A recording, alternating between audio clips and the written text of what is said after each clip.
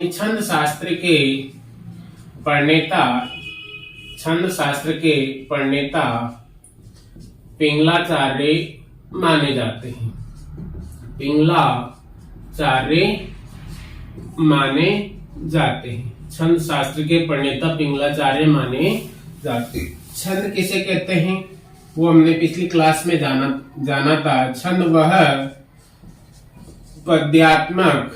वह पद्यात्मक रचना होती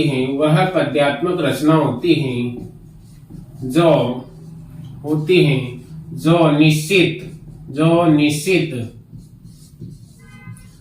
निश्चित वर्ण मात्रा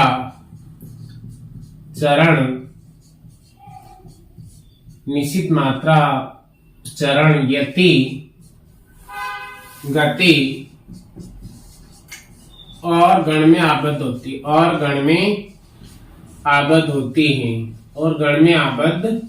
होती हैं उसे हम छंद कहते हैं। गण में आबद्ध होती हैं उसे हम क्या कहते हैं? छंद कहते हैं। छंद वह पद्यात्मक रचना होती है जो निश्चित वर्ण, निश्चित मात्रा, निश्चित चरण, यति, गति और गण में आबद्ध होती है उसे हम छंद कहते हैं। अब देखो वर्ण क्या होता है, हमने परिभाषा में इन शब्दों के बारे में चर्चा की थी कि ये शब्द क्या होते हैं। इन शब्दों का छंद शास्त्र में या छंद में क्या महत्व होता है। तो एक एक शब्द को हमने पढ़ा था। वर्ण भाषा की सबसे छोटी इकाई होती है। वर्ण दो प्रकार के हमने पढ़े थे, एक तो स्वर और व्यंजन। परंतु यहाँ पर हम स्वर और व्यंजन से मतलब नहीं, यहाँ पर ऋस्व और दीर्घ से मतलब रखेंगे। अर्थात वर्ण ऋस्व वर्ण की मात्रा 1 होगी और दीर्घ वर्ण की मात्रा क्या होगी? 2 होगी। ऋस्व वर्ण को यहाँ पर लघु के नाम से और दीर्घ वर्ण को यहाँ पर गुरु के नाम से जाना जाएगा। उसके बाद में मात्रा पढ़ी थी हमने। मात्रा क्या होती है? स्वरों के उच्चारण में लगने वाले समूह को मात्रा कहते हैं। स्वरों के उच्चारण में लगने वाले समय को मात्रा कहते हैं। जिस स्वर के उच्चारण में कम समय लगता है उसे एक मात्रिक अर्थात लघु स्वर कहते हैं, और जिस स्वर के उच्चारण में लघु से ऋस्व से दुगना समय लगता है उसको द्विमात्रिक कहते हैं। अर्थात उस स्वर की 2 मात्रा होती है। जो दीर्घ स्वर होता है जिसे गुरु हम कहते हैं उसकी मात्राओं को हम ऐसा आकार से प्रदर्शित करते हैं, और जिस स्वर की मात्रा ऋस्व होती है उसे हम एक के रूप में या इस रूप में प्रदर्शित करते हैं। इसके बाद में हमने पढ़ा था चरण। उसके बाद में हमने पढ़ा था चरण। चरण क्या होता है? चरण को पद या पाठ भी कहते हैं। और प्रत्येक चरण में क्या है? प्रत्येक छंद में 4 चरण होते हैं। प्रत्येक छंद में कितने होते हैं? 4 चरण होते हैं, 4 से अधिक भी हो सकते हैं। ये इस प्रकार से कम 4 चरण तो होते ही हैं। प्रत्येक छंद में 4 चरण होते हैं। इसके बाद में हमने पढ़ा था यति। यति का मतलब छंद को पढ़ते समय हमें कहीं ठहरना पड़ता है तो उसे हम यति कहते हैं। क्या कहते हैं? यति कहते हैं। और गति क्या? छंद को पढ़ने की जो लय होती है, छंद को पढ़ने की जो लय होती है उसे हम गति कहते हैं। गण क्या है? 3 वर्णों का समूह होता है। 3 वर्णों का समूह होता है उसे हम गण कहते हैं। इन सभी शब्दों का छंद शास्त्र में बहुत महत्वपूर्ण स्थान है। अर्थात इन शब्दों के बिना छंद शास्त्र की कल्पना नहीं की जा सकती। इस प्रकार से इन शब्दों को हमें बड़े गौर से और ध्यान से समझना है। अब इसके बाद में बात आती है कि मात्राओं का निर्धारण कैसे होता है। मात्राओं का निर्धारण कैसे होता है, ये बात भी हमने पढ़ ली थी। एक बार और दोहरा लेते हैं। पहली बात है मात्राओं का निर्धारण किससे होता है? मात्राओं का निर्धारण किससे होता है? स्वरों से होता है। अर्थात स्वरों से मात्राओं का निर्धारण होता है। दूसरी बात हमने पढ़ी थी ऋस्व स्वर की मात्रा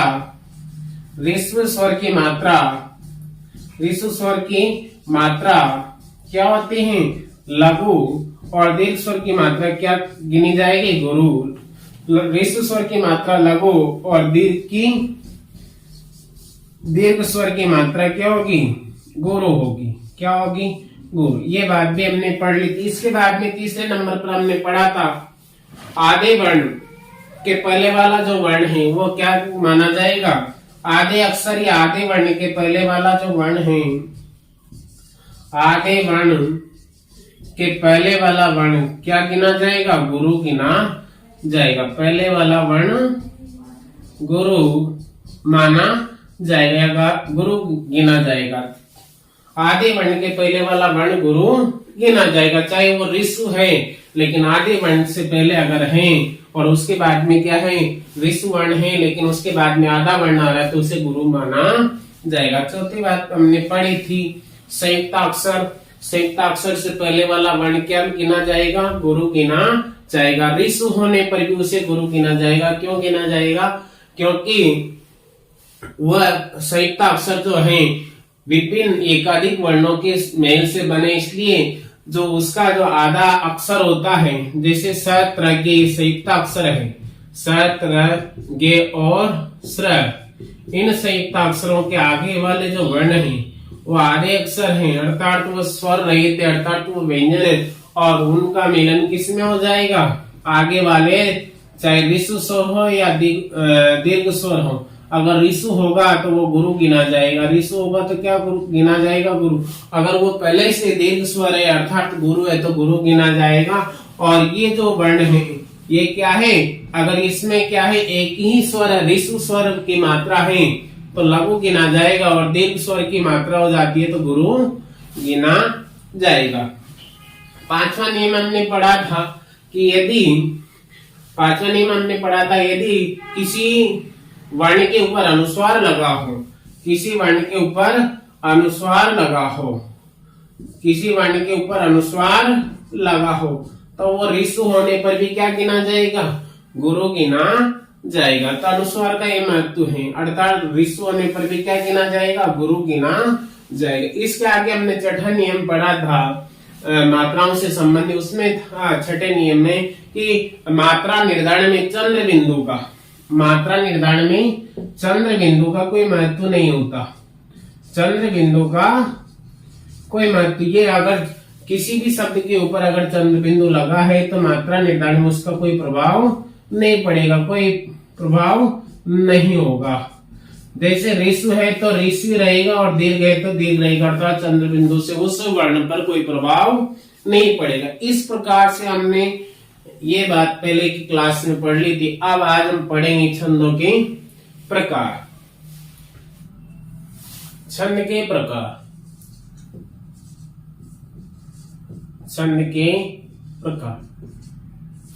छंद दो प्रकार के होते हैं, एक होता है मात्रिक छंद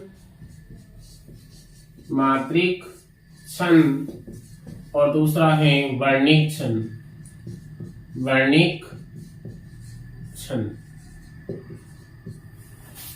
मात्रिक छंद, पहला मात्रिक छंद और दूसरा वर्णिक छंद। मात्रिक छंद वह होता है जहां मात्राओं की गणना की जाती है, उसे मात्रिक छंद की श्रेणी में रखा जाता है, और जहां पर वर्णों की गणना की जाती है वहां पर उसे वर्णिक छंद में रखा जाता है। अर्थात मात्रिक और वर्णिक दो प्रकार के छंद हम पढ़ रहे हैं, जिसमें मात्राओं की गणना होती है। जो मात्राओं पर आधारित होता है वो मात्रिक छंद कहलाता है, और जो वर्णों पर आधारित होता है उसे वर्णिक छंद कहते हैं। यहाँ पर मात्रिक छंद भी क्या है, 3 प्रकार का होता है।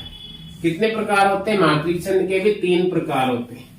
पहला है सममात्रिक छंद, सममात्रिक छंद।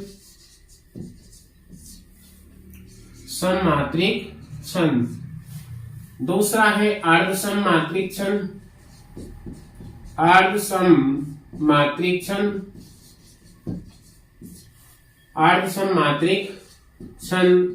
तीसरा होता है विषम मात्रिक छंद।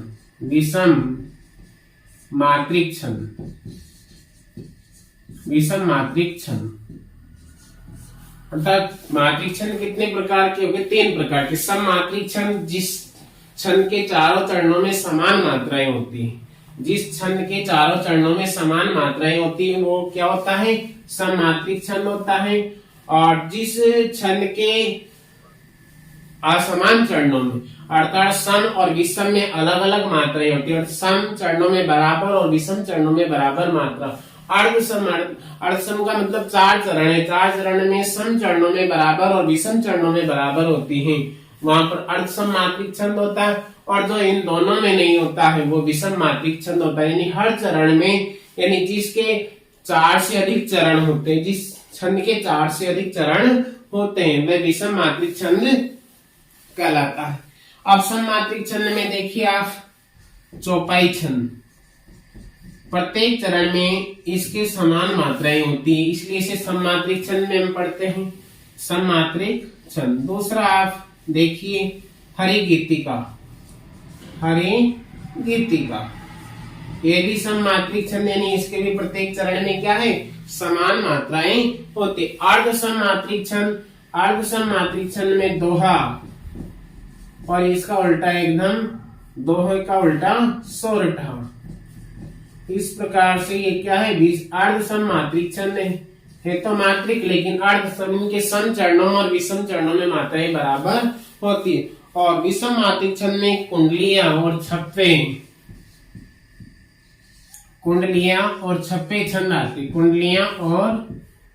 कुंडलियां और दूसरा छप्पई छंद है, छप्पई, ये विषम मात्रिक छंद है।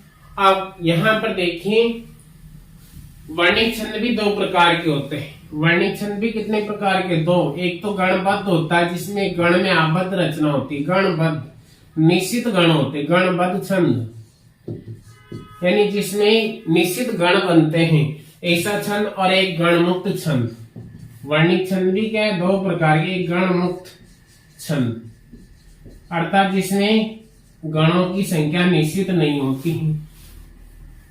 तो वर्णिक छंद भी 2 प्रकार के होते हैं, जिसमें क्या है, निश्चित गण बनते हैं, वो गणबद्ध छंद होता है, और जिसमें गणों की संख्या निश्चित नहीं होती वो गणमुक्त छंद होता है। इस प्रकार से गणबद्ध जो छंद है वो सवैया और द्रुत विलंबित है, सवैया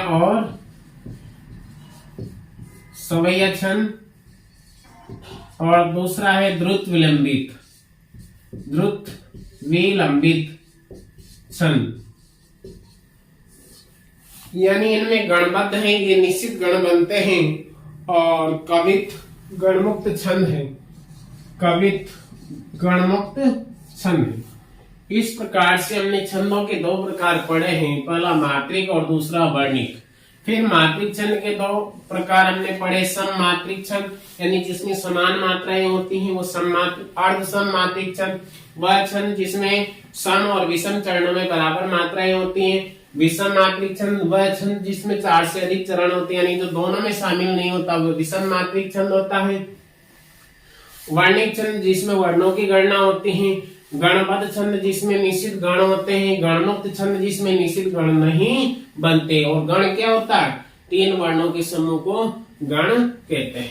तो देखिए सममात्रिक क्या होता है, मात्रिक छंद। सबसे पहले हम पढ़ेंगे मात्रिक छंद। छंदों के प्रकार में सबसे पहला पढ़ेंगे मात्रिक छंद। मात्रिक छंद किसे कहेंगे हम, मात्रिक छंद किसे कहेंगे, जिस छंद में या जिसमें मात्राओं की गणना होती है, जिसमें मात्राओं की गणना होती है, जिसमें मात्राओं की गणना होती है वो मात्रिक छंद कहलाता है। वह मात्रिक छंद कहलाता है। जिसमें मात्राओं की गणना होती है वह मात्रिक छंद कहलाता है। तो यहाँ पर छंदों के 2 प्रकार में पहला हमने लिया मात्रिक छंद किसे कहेंगे, जिसमें मात्राओं की गणना होती है, मात्राओं को गिना जाता है, उसे मात्रिक छंद कहेंगे। और मात्रिक छंद में सबसे पहला आता है अर्ध सममात्रिक छंद। देखिए सबसे पहला आता है सममात्रिक छंद। सबसे पहला आता है सममात्रिक छंद। मात्रिक छंद में सबसे पहला हम पढ़ेंगे, मात्रिक छंद के 3 प्रकार हम पढ़ रहे हैं, सममात्रिक छंद, अर्ध सममात्रिक छंद और विषम मात्रिक छंद। सममात्रिक छंद जिसके चारों चरणों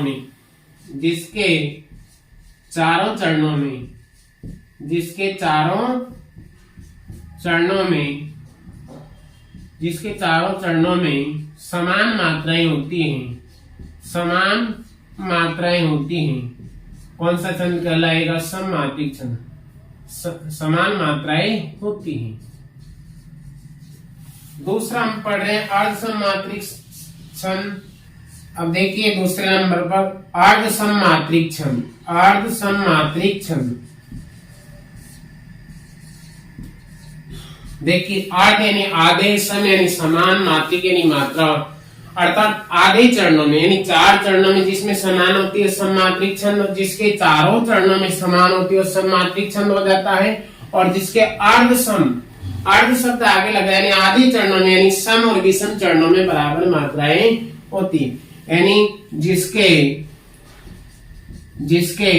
सम व विषम चरणों में, सम व विषम चरणों में समान, जिसके सम व विषम चरणों में बराबर मात्राएं होती, बराबर मात्राएं होती हैं, जिसके सम व विषम चरणों में बराबर मात्राएं होती है, वो क्या है? अर्धसममात्रिक छंद कहलाता। तीसरा हमने पढ़ा है विषम मात्रिक छंद। तीसरा हमने क्या पढ़ा है? विषम मात्रिक छंद। विषम मात्रिक छंद क्या होता है? विषम मात्रिक छंद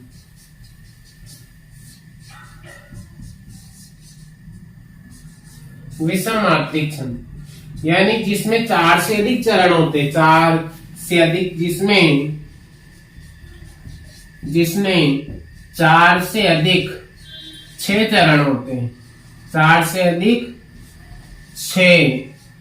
6 आदि 4 से अधिक चरण होते हैं, वो विषम मात्रिक छंद कहलाता है। 4 से अधिक 6 चरण होते हैं, कौन सा छंद कहलाता है? विषम मात्रिक छंद कहलाता है। इस प्रकार से हमने तीनों मात्रिक छंद के तीनों भेदों को पढ़ा। सम मात्रिक छंद जिसके सभी चरणों में क्या है?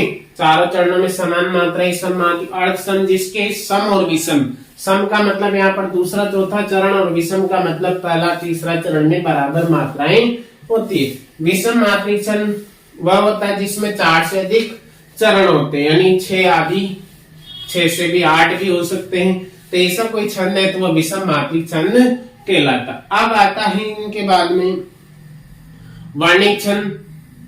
अब ये वर्णिक छंद क्या होता है? अब छंदों के प्रकार में दूसरा प्रकार हमने पढ़ा है वर्णिक छंद। वर्णिक छंद में क्या होता है? वर्णों की गणना होती है। वर्णिक छंद में वर्णों को गिना जाता है और जिनकी संख्या नियत रहती है, निश्चित रहती है। वर्णिक छंद जिसमें वर्णों की गणना होती है या जिसमें वर्णों की गणना की जाती है, जिसमें वर्णों की गणना की जाती है, कौन से छंद कहलाते हैं? वर्णिक छंद कहलाता है। वर्णिक छंद कहलाता है।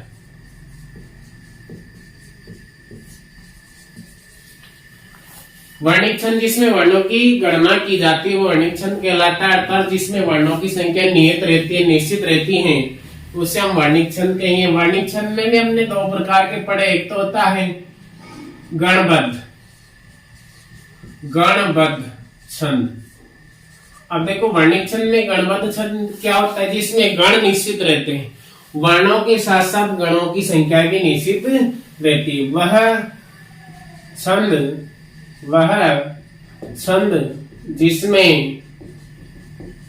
जिसमें गणों व वर्णों की संख्या नियत रहती है, निश्चित रहती है, नियत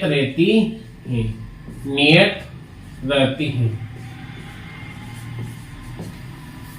गणबद्ध छंद कहलाते हैं। गण में आबद्ध रचना होती है, अर्थात जिसमें निश्चित गण बनते हैं और लघु गुरु होता है, यानी निश्चित गणों की संख्या होती है और निश्चित वर्ण होते हैं, तो वह छंद क्या होता है? गणबद्ध होता है। दूसरा हमने पढ़ा है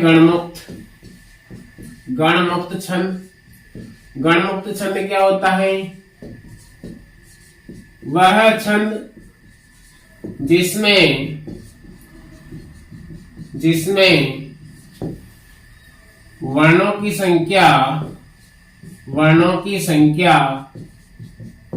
संख्या तो नियत रहती है, यानी निश्चित रहती है। वर्णों की संख्या तो नियत रहती है,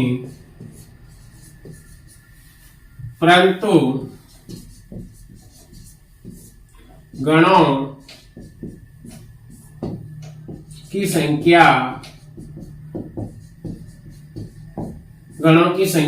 नियत नहीं रहती है। उन्हें गणमुक्त छंद कहते हैं। इस प्रकार से हमने छंदों के प्रकार पढ़े हैं। छंद के दो प्रकार, मात्रिक छंद और दूसरा वर्णिक छंद। मात्रिक छंद भी तीन प्रकार का, सममात्रिक, अर्ध सममात्रिक और विषम मात्रिक। सममात्रिक जिसके चारों चरणों में समान मात्राएं, अर्ध सम जिसके सम और विषम चरणों में बराबर, और विषम मात्रिक छंद जिसके 4 से अधिक चरण होते हैं, अर्थात 6 आदि चरण होते हैं, उसे हम विषम मात्रिक। दूसरा हमने पढ़ा वर्णिक छंद, जिसमें वर्णों की गणना की जाती है, वर्णिक छंद कहलाता है। इसमें भी दो प्रकार हमने पढ़े, गणबद्ध छंद, वह छंद जिसमें गणों की संख्या नियत रहती है, अर्थात गणों की संख्या तो गणों व वर्णों दोनों की संख्या निश्चित रहती है।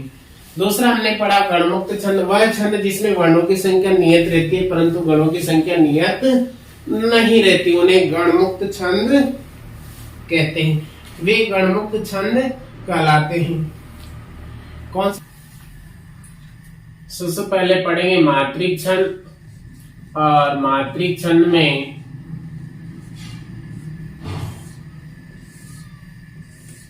देखिए सबसे पहले जो छंद आता है वो हमारा है तोमर छंद। कौन सा छंद? तोमर। नंबर 1 पर हम पढ़ेंगे तोमर छंद। पीछे हमने कोष्टक में लिखा है 12, इसका मतलब इसमें क्या है, मात्राएं क्या है, 12 निश्चित होगी। और दूसरी बात ये सममात्रिक छंद क्या है, हम लिख ले यहाँ पे सममात्रिक। मात्रिक छंद में भी क्या है, सममात्रिक पढ़ेंगे हम। सममात्रिक छंद यानी जिनके चारों चरणों में क्या है, समान मात्राएं हो। तोमर छंद क्या है, इसके प्रत्येक चरण में यानी चारों चरणों में 12-12 मात्राएं होती है। तो देखिए इसका लक्षण देखिए। सबसे पहली बात है कि यह सममात्रिक छंद है। सममात्रिक पहली विशेषता क्या है, यह सममात्रिक छंद है। ठीक है, यह सममात्रिक छंद है। दूसरी विशेषता है इसके प्रत्येक चरण में, सममात्रिक है तो कौन से चरणों में, प्रत्येक चरण में यानी चारों चरणों में, इसके प्रत्येक चरण में 12-12 मात्राएं होती। कितनी 12-12 मात्राएं होती हैं। यानी तोमर जो छंद है उसके प्रत्येक चरण में कितनी मात्राएं होती, 12-12 मात्राएं होती। यानी चारों चरणों में, पहले में, दूसरे में, तीसरे में और चौथे में, हर चरण में कितनी मात्राएं होगी, 12-12 मात्राएं होगी। गुरु लघु होगा, गुरु और लघु वर्ण होगा। ये शर्त है, ये लक्षण है, ये विशेषताएं हैं। गुरु का मतलब ये ऐसा चिन्ह होगा यानी ऐसी मात्रा होगी, और लघु का मतलब ये यानी अंत में, चरण के अंत में क्या होगा, गुरु लघु वर्ण आना आवश्यक है। अंत में गुरु लघु होगा। तो ये 3 विशेषताएं यहाँ पर है तोमर छंद की। प्रत्येक चरण में 12-12 मात्राएं होगी, यह एक सममात्रिक छंद है, और चरण के अंत में गुरु लघु होगा। नवलोक में उल्लास, सुमनावली में हास, खग वृंद में कल्लोल, लाई उषा अनमोल। अब क्या विशेषता है, सबसे पहले तो ये सममात्रिक छंद होगा। तोमर कौन सा छंद होगा, सममात्रिक। हमने लिखा नहीं, इसके 12 लिखा है, ऊपर भी लिखा है, हेडिंग में भी हमने क्या लिखा है, शीर्षक में भी लिखा है कि मात्रिक छंद। और मात्रिक छंद में भी कौन से छंद पढ़ने जा रहे, सममात्रिक छंद। पहला हम पढ़ रहे तोमर छंद, इसके प्रत्येक चरण में 12-12 मात्राएं होती हैं और अंत में गुरु लघु होता है। देखिए मात्राओं की गणना करते, मात्राएं लगाते हम। देखिए ना, और ना में क्या है, स्वर छिपा हो, इसलिए इसकी मात्रा क्या होगी, लघु। व में भी अ है, इसलिए इसकी मात्रा भी क्या होगी, लघु। ल और इसमें ओ है, ओ स्वर छिपा हुआ, इसलिए मात्राएं किसकी लगती है, स्वरों से निर्धारण होता है मात्राओं का, इसलिए हम स्वरों से निर्धारण करेंगे। देखिए यहाँ पर क्या है, गुरु, क में क्या छिपा हुआ, अ, इसलिए ये लघु। म में किसकी मात्रा लगी हुई है, ए की मात्रा लगी हुई है, अर्थात ये दीर्घ स्वर है, इसलिए इसकी मात्रा गुरु। देखिए हमने पढ़ा है नहीं, मात्राओं का निर्धारण करने में क्या ध्यान रखा जाता है, यदि किसी शब्द के बाद में आधा अक्षर आता है तो आधे अक्षर के पहले वाला वर्ण ऋस्व होने पर लघु गिना, गुरु गिना जाएगा। ऋस्व होने पर क्या गिना जाएगा, गुरु। यहाँ पर वो ऋस्व है लेकिन बाद में आधा अक्षर आ रहा है, इसलिए क्या हो जाएगा, गुरु। और ये ल में क्या है, इसकी कोई मात्रा, आधे वर्ण की कोई मात्रा नहीं लगती, वो आगे वाले वर्ण को दीर्घ करने के लिए या ऋस्व को दीर्घ करने के लिए काम आता। ल में आ छिपा हुआ है, ये गुरु और ये लघु। अब देखिए हम यही गणना कर लेते हैं। अगर उदाहरण हमारे पास आता है तो हमें उदाहरण में यही देख लेना, एक पंक्ति में मात्राएं लगाकर कि इसमें कितनी मात्राएं हैं। तो यहाँ पर जो लघु है उसको 1 गिना जाता है और जो गुरु है उसको 2 गिना जाता है। देखिए 1 2 और 2 4, 1 5, 5 2 7, 7 और 2 9, 9 और 2 11 और 1 12 मात्राएं। कितनी मात्राएं होगी, 12 मात्रा। यहाँ पर हमें वर्णों को नहीं गिनना, यहाँ पर केवल मात्राएं गिननी, 12 मात्राएं होगी, है ना। इसके प्रत्येक चरण में 12 मात्राएं होती। पहले चरण में हमने गिना 12 मात्राएं आई हैं और शर्त ये भी थी इसके अंत में गुरु लघु होगा। चरण के अंत में क्या है, ये गुरु लघु भी है, चरण के अंत में क्या है, गुरु लघु भी आया है। देखिए आप, गुरु और लघु वर्ण आया है।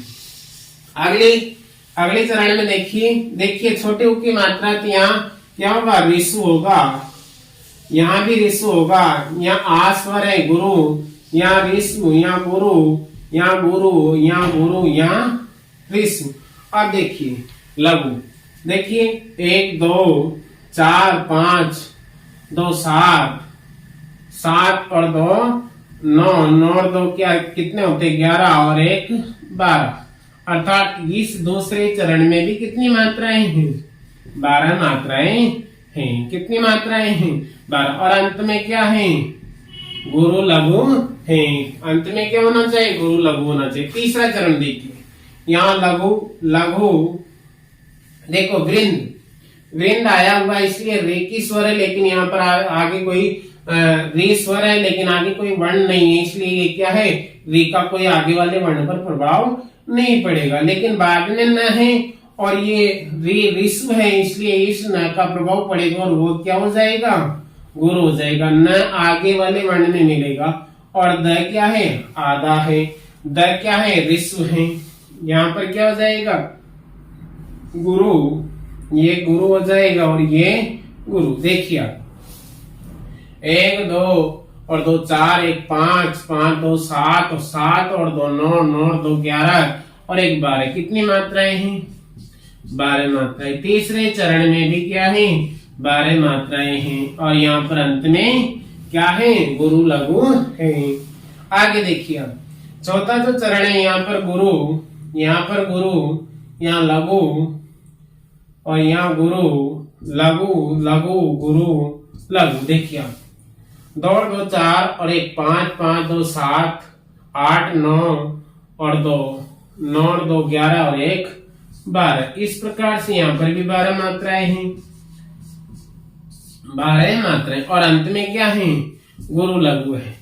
तो इस प्रकार से तोमर छंद, समात्रिक छंद में प्रत्येक चरण में क्या है, 12 मात्राएं जो हमने गिनी है, प्रमाण हमारे सामने है। हर चरण में 12 मात्राएं आई हैं और अंत में क्या है, गुरु लघु भी आया है।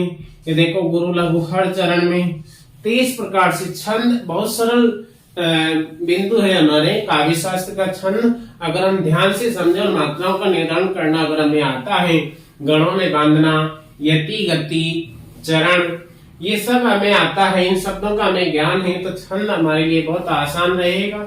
जिस प्रकार से हमने इस उदाहरण को देखा है, अर्थात मात्राओं का निर्धारण करना हमें आना चाहिए। आगे देखिए दूसरा छंद। अब इसके बाद में हम पढ़ेंगे चौपाई छंद। चौपाई, चौपाई छंद। ये भी क्या है, सममात्रिक छंद, अर्थात इसके भी प्रत्येक चरण में क्या है, समान मात्राएं। और इसमें प्रत्येक चरण में कितनी मात्राएं हैं, चौपाई में 15-15 मात्रा। देखो चौपाई अलग है और चौपाई अलग है। चौपाई में 16-16 मात्राएं होती है और चौपाई में क्या है, 15-15 मात्राएं होती हैं। देखो सबसे पहले बात ये क्या है, यह सममात्रिक छंद है।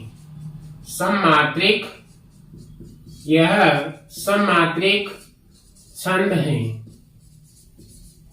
यह सममात्रिक छंद है। दूसरी बात, इसके प्रत्येक चरण में, इसके प्रत्येक चरण में क्या होते हैं, 15-15 मात्राएं होती हैं, 15-15 मात्राएं होती। इसके प्रत्येक चरण में 15-15 मात्राएं होती हैं, इसके प्रत्येक चरण में 15-15 मात्राएं होती हैं। और अंत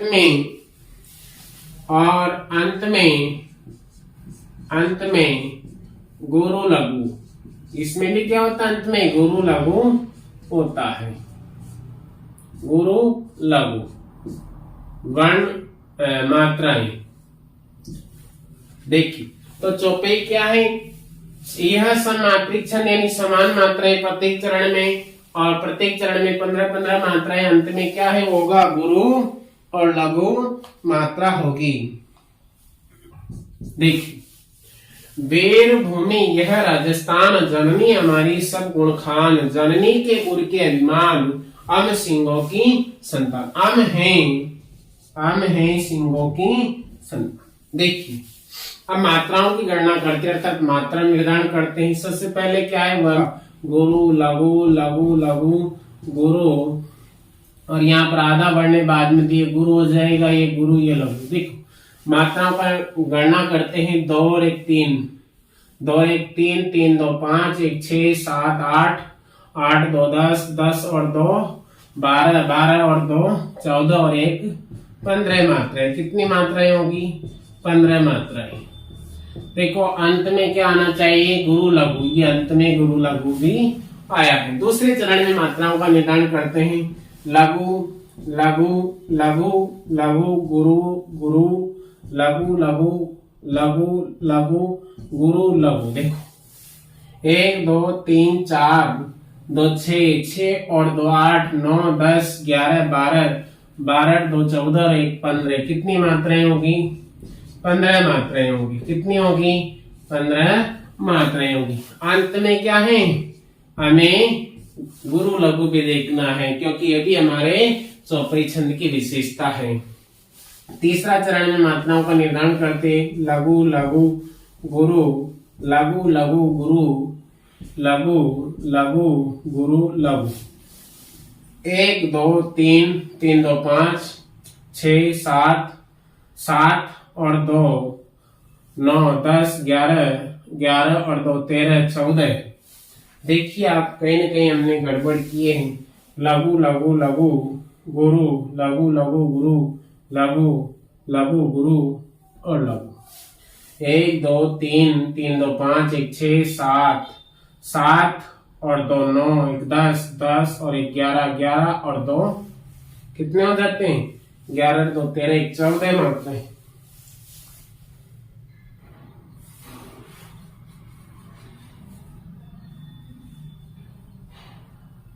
जननी, यहाँ पर बड़ी की मात्रा है, जननी में क्या है, बड़ी की मात्रा है। एक हर मात्रा का भी हमें ध्यान रखना, अगर मात्राओं में भी क्या है त्रुटि हो जाती है तो हमारी क्या है, यहाँ पर छोटी है और यहाँ पर बड़ी ही है। जैसे उदाहरण में है वैसे ही हमें लिखना होगा। अब देखो यहाँ पर अब होगी हमारी मात्राओं की संख्या 15। देखिए आप 1 2 2 4 2 6 1 7 8 8 2 10 11 12 12 और 2 14 और 1 15। कितनी होगी, 15 मात्राएं, 15 मात्राएं। आगे देखिए आप ये भी देखिए आप, यहाँ पर गुरु लघु आया है। अगला चरण देखिए, यहाँ पर मात्राओं का निर्धारण करते हैं, लघु लघु गुरु और यहाँ पर क्या हो जाएगा, अनुस्वार आया है इसलिए यहाँ पर क्या हो जाएगा, यहाँ पर क्या हो जाएगा, गुरु गुरु गुरु गुरु गुरु लघु। देखिए आप 1 2 2 4 2 6 2 8 2 10 2 12 2 14 और 1 15। कितनी मात्राएं होगी, 15। अंत में गुरु लघु। देखिए एक बार और काउंट कर लेते हैं, 1 2 2 4 2 6 2 8 2 10 2 12 2 14 1 15।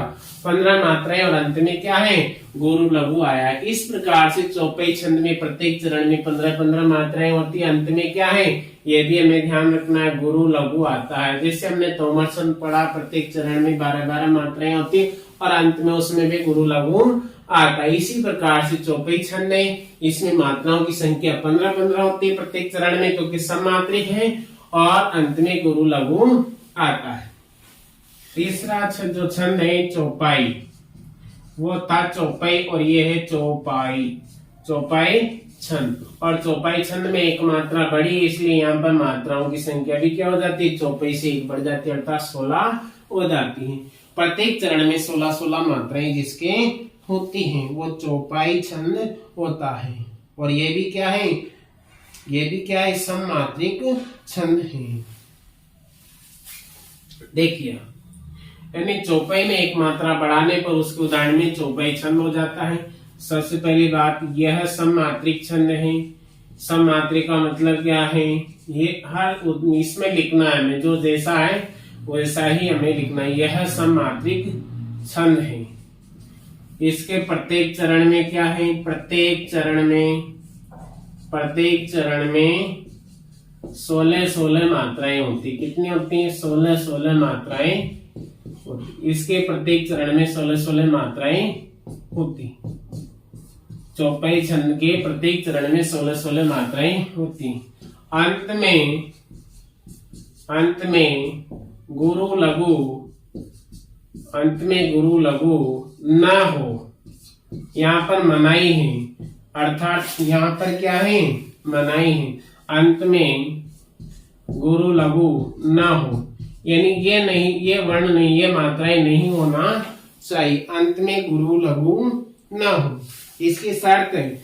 अब तक हमने पढ़ा है तोमर और चौपाई छंद में अंत में गुरु लघु हो, और चौपाई छंद में अंत में क्या हो, गुरु लघु न हो। तो चौपाई छंद में प्रत्येक चरण में 16-16 मात्राएं होती है। यह एक सममात्रिक छंद है और इसके प्रत्येक चरण में 16-16 होती है। अंत में गुरु लघु नहीं होना चाहिए। इसकी शर्त क्या है, अंत में गुरु लघु नहीं होना चाहिए। एक और खास बात है, चौपाई के अंत में एक मात्रा बढ़ाने पर, एक मात्रा बढ़ाने पर, चौपाई के अंत में एक मात्रा बढ़ाने पर चौपाई छंद बन जाता है, चौपाई बन जाती है। यानी चौपाई के बाद में, चौपाई के अंत में एक मात्रा बढ़ा दें तो चौपाई बन जाती है, क्योंकि चौपाई में 15 है और चौपाई में 16-16 मात्राएं हैं।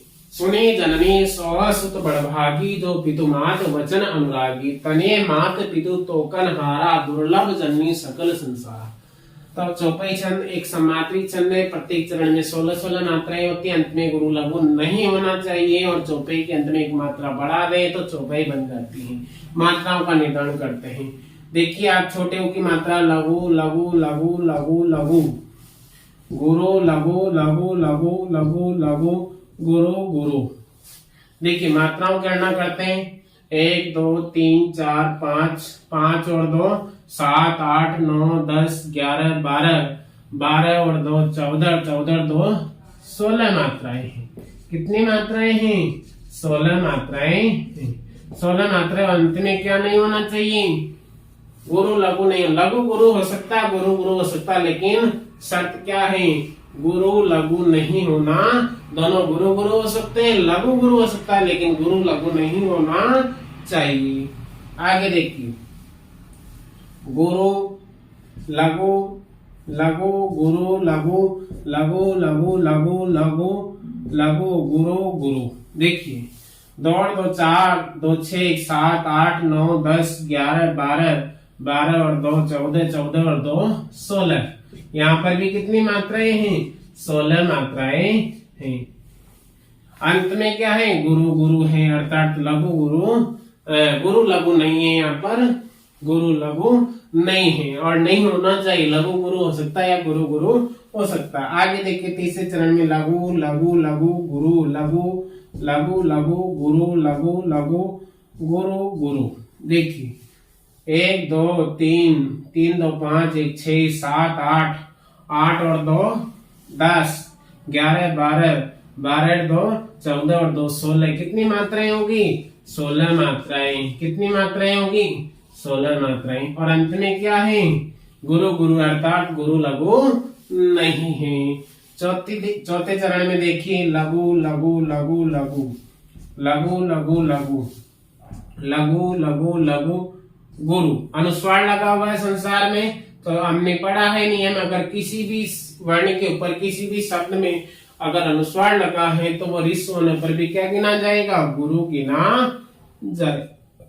देखिए 1 2 3 4 5 6 7 8 9 10, 2 12, 12 और 2 14 और 2 16। अंत में क्या नहीं होना चाहिए? गुरु लघु नहीं होना चाहिए। गुरु लघु नहीं है क्योंकि यहाँ पर गुरु गुरु है। तो इस प्रकार से जो चौपाई छंद है, प्रत्येक चरण में 16-16 मात्राएं होती है, सम्मात्रिक छंद है और अंत में गुरु लघु नहीं होना चाहिए। इस प्रकार से हमें मात्राओं का निर्धारण करना है। हम जहां भी ये उदाहरण लिखें उस कॉपी में हमें एक एक लाइन छोड़कर लिखना है ताकि हम एक लाइन में मात्राओं का निर्धारण कर सके। यहाँ भी एक लाइन छोड़नी और यहाँ भी छोड़नी, जिससे हम क्या है मात्राओं का निर्धारण आसानी से कर सके। क्योंकि छंद में मात्राओं का निर्धारण करना बहुत आवश्यक है। मात्राओं में अगर कंफ्यूजन हो गया, मात्राओं में अगर असमंजस की स्थिति होगी तो हमारे छंद समझ में नहीं आएगा। इसलिए मात्राओं का निर्धारण करने के लिए हमें पूरी सावधानी रखनी होगी, क्योंकि मात्राओं का निर्धारण जब तक हम नहीं सीख पाएंगे तब तक छंद हमारे लिए कल्पना का विषय ही रहेगा। इस प्रकार से आज हमने छंदों के प्रकार से लेकर छंदों के उदाहरण तक हम पहुंचे हैं।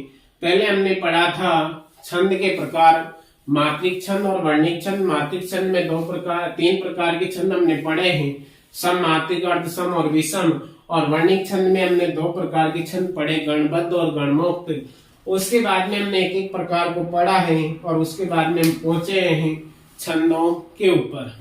सबसे पहला हमने तोमर छंद पढ़ा है, जिसमें प्रत्येक चरण में 12-12 मात्राएं होती है, जो कि एक सम्मात्रिक छंद है और उसके चरण के अंत में गुरु लघु होना आवश्यक है।